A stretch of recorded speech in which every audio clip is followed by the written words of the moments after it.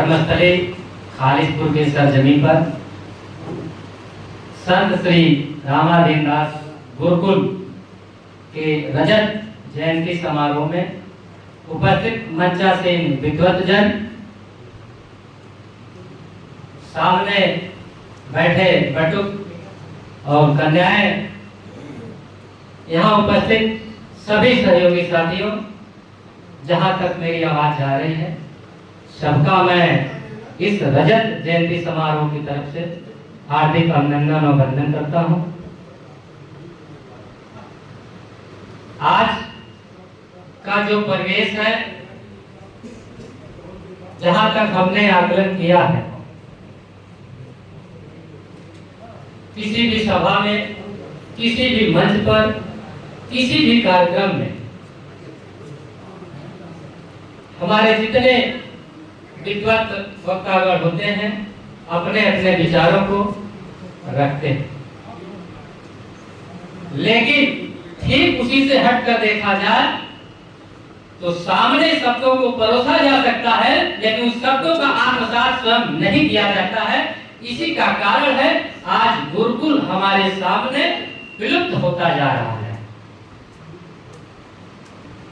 तो अर्थात मेरे कहने का मतलब, जो हम किसी को परोस रहे हैं पहले उसका अनुसरण करना शुरू करें। अब पहले की तरह गुरुकुल भी नहीं रहा, आप तो सभी विषयों का अध्ययन कराया जाता है गुरुकुलों में। पहले तो एक निर्धारित विषय होता था, निर्धारित विषय दो चीजों से जुड़ा होता था, एक आध्यात्मिक, दूसरा व्यवसाय के हिसाब से होता।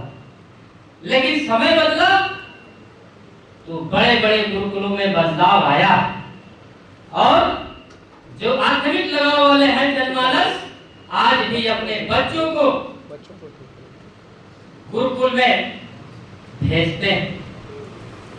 ऐसे में अपने परिवार का त्याग बच्चा भी करता है, उनके परिवार के माता पिता भी करते हैं। ऐसे में बहुत सारे बच्चे अपने माता पिता के लाड़ प्यार से वंचित रह जाते हैं।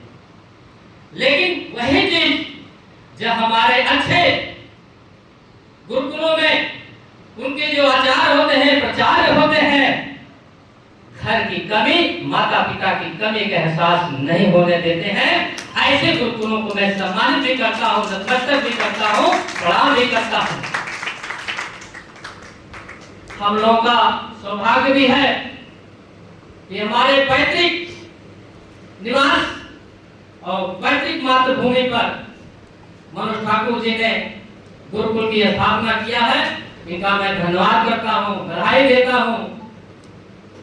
साथ ही साथ आप जब अपने बच्चों को लेकर के गांव में एक साथ एक रंग में, एक भाव में जब निकलते हैं तो बहुत सारी माताएं बहनें देखने को लालायित हो जाती हैं, बच्चे कहाँ के हैं, कहाँ जा रहे हैं, विषय क्या है। क्योंकि इससे दूर है, वो परिवेश नहीं हमारे बीच। 20-20 किलोमीटर दूर चले जाइए, गुरुकुल है लेकिन पता नहीं चलता है, कागजों में है, केवल सरकार का फंड लेने के लिए है। ऐसे गुरुकुलों से भी बचने की जरूरत है। क्योंकि मैं राजनीतिक व्यक्ति हूँ, विरोध भी करता हूँ तो वहाँ प्रत्यक्ष रूप से सपोर्ट भी करता हूँ। अर्थात मेरे कहने का मतलब, अगर किसी को मारिए तो उसको एहसास कराइए कि फला ने मुझे मारा है, और किसी को कंधे से कंधा मिला करके उठाइए तो पूरे जीवन में एहसास करे, आपके सहयोग से मैं आज चल पाऊं। मैं ऐसे परिवेश में जी रहा हूँ। मैं अपने आप को सौभाग्यशाली मान रहा हूँ कि आज इस गुरुकुल में आप लोगों के बीच मुझे बोलने का मौका मिला। भविष्य में शासनिक प्रशासनिक रूप से जो भी सहयोग की आवश्यकता होगी, जो भी मेरी क्षमता बन पाएगी, मैं आप सभी लोगों के सामने आश्वस्त करता हूँ सहयोग करने का काम करूँगा। जय हिंद, जय भारत।